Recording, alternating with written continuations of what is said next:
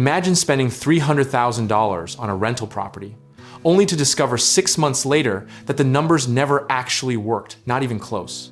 That is not a hypothetical horror story. That is Tuesday in the world of real estate investing, and it happens to smart, well-intentioned people every single week. The culprit is almost never bad luck, a bad market, or a bad tenant. It is a bad underwriting habit, specifically the habit of skipping the unit-level pro forma before you ever make an offer. Think of a pro forma like the nutritional label on your food. Sure, the packaging looks great, but would you really commit to eating something every single day without knowing what is actually inside it? Here is the uncomfortable truth that most new investors learn the hard way. A property can look wildly profitable at the surface level and be completely underwater at the unit level. Sellers and brokers will hand you a glossy marketing package showing you blended averages, and blended averages are the financial equivalent of saying the average temperature in your house is comfortable while your kitchen is on fire and your garage is frozen solid. A unit level pro forma breaks the property down apartment by apartment, unit by unit, door by door, so you can see exactly which units are carrying the deal and which ones are quietly bleeding it out.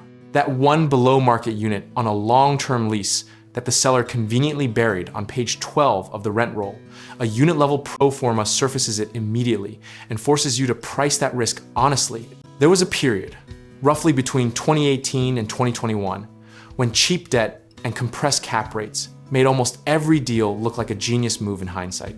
And investors got lazy with their underwriting because the rising tide was lifting all boats. Now that rates have normalized and expenses have exploded, insurance alone in some Sunbelt markets has tripled since 2021. The margin for sloppy analysis has completely evaporated. Warren Buffett once said that you only find out who is swimming naked when the tide goes out. And brother, the tide is absolutely out right now in commercial real estate. Deals that were underwritten on 3% rent growth, 2% expense growth, and a 5 cap exit are getting absolutely torched in the current environment, and the investors who survive are the ones who stress tested every single unit before they signed. The psychological trap here is that conviction feels like analysis. You fall in love with a neighborhood, a story, a broker's pitch, and your brain starts working backwards to justify the purchase rather than forwards to validate it. A unit level pro forma is the cold shower that interrupts that romance and asks you flat out, if this unit sits vacant for 90 days, if this unit needs a full rehab, if this unit's rent is 40% below market with a tenant who has not missed a payment in 11 years, can this deal still survive? History rhymes louder than it speaks in real estate cycles. And every single boom has produced a generation of investors who confused a rising market with personal genius, only to be humbled when normalization arrived. The savings and loan crisis of the 1980s, the condo crash of 2008, the over-leveraged syndication collapses of 2023, all of them share a common autopsy finding, which is that the unit-level fundamentals were ignored in favor of macro optimism. Here's what the pro forma actually captures that a back-of-the-napkin calculation never will. Vacancy by unit type, loss to lease by unit, capital expenditure reserves broken out per door, and the actual net operating income you can defend to a lender, a partner, or yourself at 2 in the morning when doubt sets in. It is not about being pessimistic, it is about being precise. And precision is the only currency that actually buys you long-term wealth in this business. The biggest misconception people have about pro formas is that they are complicated, that they require a finance degree or a team of analysts, or that they are only relevant for large commercial transactions.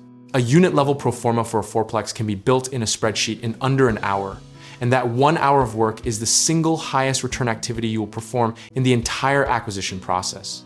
Practically speaking, the discipline looks like this. Before you ever let emotion enter the room, you assign a vacancy rate, a management fee, a maintenance reserve, and a CapEx reserve to every single unit based on its condition, its lease status, and its position in the market. Then you stress test the whole model by asking, what happens if rents drop 10%? What happens if 2 units go vacant simultaneously? What happens if your insurance renews 40% higher, and if the deal still pencils under those conditions? You have something worth pursuing. Position size matters just as much as the analysis itself, because even a perfectly underwritten deal can have an outcome you did not predict, and your job is to survive the unpredictable and stay in the game long enough for the math to work in your favor. Bet small enough that a bad outcome is a lesson and not a catastrophe, because the investors with the longest careers are not the ones who are always right. They are the ones who are never wiped out. At its philosophical core, the unit level pro forma is not a spreadsheet. It is a statement of intellectual honesty, a commitment to treating other people's capital and your own future with the seriousness they deserve.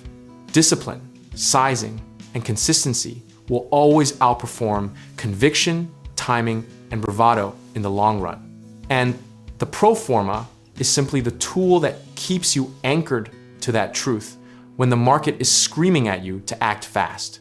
Whether the deal ends up being a home run or a quiet single, the process is what you can control. And a rigorous process applied consistently over time is the actual compounding asset in your portfolio. Check out the links in the description below. We can help you get started, whether you are looking into real estate investing, home contracting work, or finding the right lenders to make your next move.